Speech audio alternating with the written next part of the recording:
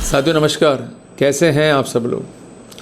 चलिए आज अपन एक नई क्लास लेते हैं रिगार्डिंग एक्विटल इन चेक केसेस। तो भाई तैयार हो तो एक कॉपी लियो भाई और एक पेन लियो और जो कुछ बता रहा हूँ उसको नोट डाउन जो है करना है अपने को, पर बी कंसेप्चुअली क्लियर। और उसके बाद जो है नोट डाउन कीजिए। और अगर आपके केस की इस कंसेंट केस से रिजेम्बलेंस है, समानता है, then definitely the class is helpful to you. और जो जजमेंट मैं बताऊंगा आपको वो डेफिनेटली आपकी हेल्प करेगा to secure acquittal in the cheque bounce case. साथियों सबसे पहले अपन नोट करते हैं जजमेंट का नाम। जजमेंट है ऑनरेबल दिल्ली हाई कोर्ट का। दिनांक है 17/4/2025। मनोज बनाम सुमित बंसल के नाम से ये फैसला है। तो डिटेल जो है नोट कर लिया आपने आई थिंक। यहाँ पर अब बेसिक डिटेल्स पर बना रहे हैं कि जो परिवादी है उसने केस फाइल किया और ये केस था सेक्शन 138 NI एक्ट के तहत, इंडिकेटिंग दैट कि चेक जो है बाउंस हुआ है और जिसके अगेंस्ट में जो है केस किया गया है। कोर्ट ने जो है प्रसंज्ञान ले लिया, अक्यूज पर्सन्स को जो है सम्मन कर लिया और अक्यूज पर्सन ने लेटर ऑन इन सारी प्रोसीडिंग्स को जो है चैलेंज किया directly before honourable high court. उनका ये कहना था कि प्रोसीडिंग्स जो है ये अब्यूज़ ऑफ प्रोसेस है, जिस कारण लाइबल टू बी डिस्कार्डेड है। अब ये जो टर्म है अब्यूज़ ऑफ प्रोसेस, ये क्यों यूज़ किया गया यहाँ पर और कैसे बेनिफिट मिला अक्यूज पर्सन्स को, इसको अपन समझते हैं स्टेप बाय स्टेप। अब अगला लिखिए पड़ाव कि जो कंसर्न पार्टीज़ है वो कौन कौन है। जो परिवादी है वो तो है नेचुरल पर्सन, मैं और आप क्या है, नेचुरल पर्सन है, लिविंग क्रिएचर है। पर यहाँ पर जो कंसर्न अक्यूज पर्सन्स हैं या जो कंसर्न पिटिशनर हैं उनकी दो कैटेगरी है, एक तो है नेचुरल पर्सन की और दूसरी है जुरिस्टिक पर्सन की। इट मीन्स यहाँ पर फर्म को भी पार्टी बनाया गया है और इसके बिहाफ पर जो फर्म के पार्टनर्स हैं उनको भी जो है पार्टी बनाया गया है। कुछ लोग जो है डायरेक्टर वर्ड भी यूज़ करते हैं, वो गलत है। अगर फर्म है तो basically we have to use the term partners. Clear हो गया अपने को। और फर्म जो है वो रजिस्टर्ड हो सकती है अंडर पार्टनरशिप एक्ट या अंडर LLP एक्ट जो कि बना हुआ है वर्ष 2008 में। क्लियर हो गया अपने को। अब परिवाद क्या है उसको अपन समझते हैं। अक्यूज पर्सन जो है अप्रोच हुए टू द कंसर्न कंप्लेनेंट, इन्होंने इंट्रोड्यूस किया किसी कंपनी के प्रोजेक्ट को, उसके बेनिफिट्स क्या होंगे इसके बारे में स्थितियाँ जो है कन्वे करी और अल्टीमेटली इंड्यूस किया इन्होंने कंसर्न परिवादी को कि वो प्रोजेक्ट में जो है इन्वेस्ट करे। अल्टीमेटली 1,72,21,200 रुपये जो है इन्वेस्ट किए गए। साथियों to make the sincere efforts accused ने क्या करा कि चाल चली। सबसे पहले लिखा इन्होंने एग्रीमेंट जो है लिखा गया फर्म के बिहाफ पे और ये लिख दिया गया कि जो कमर्शियल यूनिट है हमारे इंस्टीट्यूशन की, इसके कॉन्टेक्स्ट में हम सेल डीड कर देंगे और जिसके लिए जो टाइम निर्धारित है उस टाइम पीरियड के अंदर अंदर ही हम कर देंगे। अगर कंसेंट काम हम नहीं कर पाए, कंसेंट सेल डीड जो है वो नहीं हो पाया, then definitely we will return the amount. तो इन्होंने क्या करा कि एक चेक जो है जारी कर दिया फर्म के बिहाफ पे to make the effort more sincerely. और साथ में ये भी लिख दिया कि हम जो है मुआवजा भी देंगे 35 लाख रुपए के आसपास। तो उसके लिए भी अलग से जो है चेक जारी कर दिया ऑन बिहाफ ऑफ फर्म। यहाँ तक बात जो है ख़त्म हो गई। पर कंसर्न अक्यूज पर्सन के दिमाग में कुछ अलग ही बात चल रही थी। इन्होंने क्या किया कि 2 चेक फर्दर जो है इशू कर दिए फ्रॉम देयर सेविंग अकाउंट्स, जो कि जॉइंट अकाउंट था। और जिसमें से एक चेक जो है वो था अमाउंट सो इन्वेस्टेड और एक चेक था अमाउंट ऑफ कॉम्पनसेशन। तो कुल मिला के यहाँ पर 2 सेट ऑफ चेक हैं कंसर्न परिवादी के पास में। एक तो है ऑन बिहाफ ऑफ फर्म और दूसरा है from the joint saving account of concern accused persons. जो टाइम पीरियड सुनिश्चित था उसमें जो है सेल डीड नहीं हुआ। तो जो कंसर्न एग्रीमेंट था उसमें एक टाइम पीरियड था। अगर उस टाइम पीरियड से पहले पैसे चाहिए कंसर्न फरियादी को, तो ऐसे सिनेरियो के अंदर जो सेविंग खाते के चेक हैं उसको वो यूज़ करेगा। और अगर उस टाइम पीरियड के बाद जो है रुपया चाहिए, तो ऐसे सिनेरियो के अंदर जो फर्म के बिहाफ पर चेक है उनका जो है जो फरियादी है या आवेदक है वो यूज़ करेगा। जब सेल डीड नहीं हुआ, कंसर्न जो फरियादी है उससे कई बार संपर्क भी करा आरोपीगण से, पर सब कुछ जो है बेकार रहा। अल्टीमेटली उसने क्या किया कि जो कंसर्न चेक थे आरोपीगण के from the account that is joint saving account, उसको जो है उसने यूज़ करते हुए उन्हें जो है बैंक में लगा दिया, चेक को जो है बाउंस करा दिया और अल्टीमेटली सारे के सारे फैक्ट्स लिखते हुए नोटिस जो है जारी कर दिया। और जब पैसा नहीं आया तो अल्टीमेटली केस जो है फाइल कर दिया कंसर्न फरियादी ने या आवेदक ने।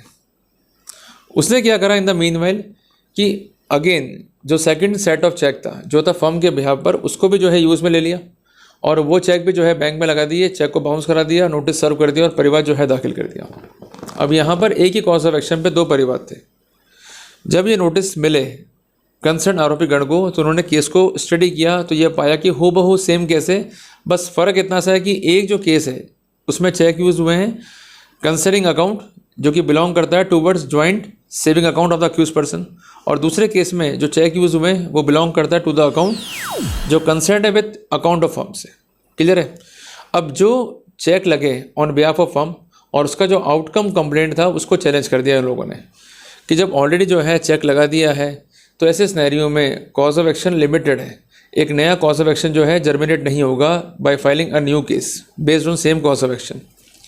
तो इस कॉन्टेक्स्ट में इनका कहना यह था कि there is no liability concerning cheque जो कि फर्म के बिहाफ पर है, और इनका एक स्पेसिफिक आर्गूमेंट था कि when there is no liability in existence in that scenario the proceeding in nature of section 138 of NI act can not be continued. Judgment है इस पॉइंट पे Indus Airway versus Magnum Aviation के नाम से, और जिसका टाइटल साइटेशन है 2014 volume 12 SCC page 539। इनका कहना है कि हमारे चेक का जो है मिसयूज़ हुआ है और यहाँ पर कोई स्पेसिफिक जो है कॉज ऑफ एक्शन में नहीं है, क्योंकि जो एग्रीमेंट था उसमें एक क्लॉज था रिगार्डिंग द आर्बिट्रेशन, और जो कंसर्न फरियादी है इसने अप्लाई कर लिया है as per the protocol of arbitration and conciliation act. इस सिनेरियो में ये फैक्ट जो है इसने कंसिल कर लिया so that he could have the undue benefit from court of law. Judgment इस पॉइंट पर है ऑनरेबल सुप्रीम कोर्ट का दामोदर बनाम सैयद 2010 वॉल्यूम 5 SCC पेज 663, जिसमें स्पष्ट किया गया है कि अगर आपने रेमेडी अवेल करी है जो कि ऑल्टरनेटिव है इन पैरेलल प्रोसीडिंग, तो ऐसे सिनेरियो के अंदर आपको वो प्रोसीडिंग जो है डिस्क्लोज करनी पड़ेगी। अगर आप नहीं कर रहे हैं then it is fatal for the prosecution. इनका स्पेसिफिक कॉन्टेंशन ये था कि कोई भी स्पेसिफिक अवर्मेंट नहीं है अगेंस्ट पिटिशन नंबर 1, और ट्रांजैक्शन में उसका योगदान क्या है इसका भी कोई स्पेसिफिकेशन नहीं है।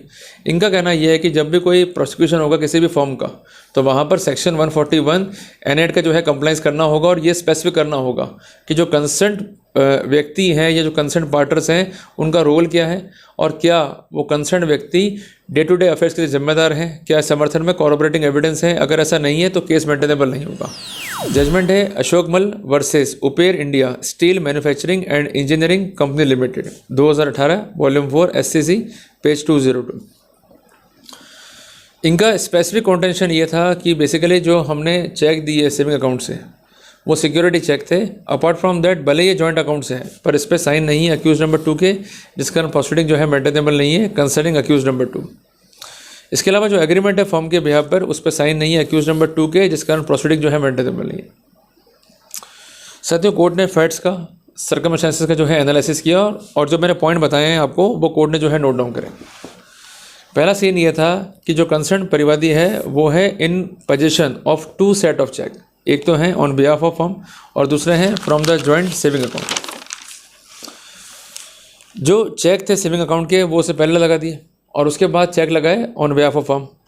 अल्टीमेटली यहाँ पर सेम कॉज ऑफ एक्शन पर 2 केस जो हैं फोर्स में आ गए, जबकि कानून क्या है कि there must be a legal enforceable debt, और जब एक केस में डेट आपने स्पेसिफिकली प्लीड कर दी है, उसके अगेंस्ट में सिक्योरिटीज़ क्या है उसको प्लीड कर दिया है, तो उसी कॉज ऑफ एक्शन पे दूसरा केस लेके आना अपने आप में ही प्रक्रिया का दुरुपयोग है। इसको जो है एम्फेसाइज किया गया,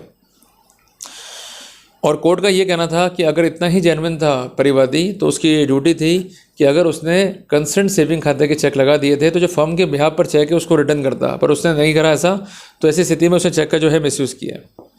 और जो कंसेंट पॉइंट है डिस्क्लोजर का कंसर्निंग द आर्बिट्रेशन क्लॉज वो भी डिस्क्लोज नहीं करा है। इवन जो केसेस फाइल हुए हैं उसमें कहीं भी रेफरेंस नहीं है कि हमारे पास सेकंड सेट ऑफ चेक भी है, उसके बेसिस पे भी हम कार्रवाई कर चुके हैं। और ये कंसीलमेंट जो है मेटल कंसीलमेंट है जो कि क्रिएट करता है a serious doubt on the existence of the complainant case. तो जहां कोर्ट ने ये स्पेसिफिक किया है कि अक्यूज नंबर 2 अगर चेक पे सिग्नेटरी नहीं है, भले ही केस जॉइंट अकाउंट का है, तो वो केस जो है मेंटेनेबल नहीं होगा। कंप्लाइंस नहीं है 141 ऑफ एनआई एक्ट जो कि आवश्यक कंप्लाइंस है, मींस फर्म के बिहाफ पर अगर प्रोसिक्यूशन है तो ऐसे सिनेरियो में स्पेसिफिक रोल क्या है पार्टनर्स का वो बताना पड़ेगा। अगर वो नहीं है तो केस मेंटेनेबल नहीं होगा। और सबसे इंपॉर्टेंट बात है कि इस पॉइंट पर जजमेंट है अपर्णा बनाम शेट डेवलपर्स के नाम से, जजमेंट है 2013 वॉल्यूम 8 SCC पेज 71।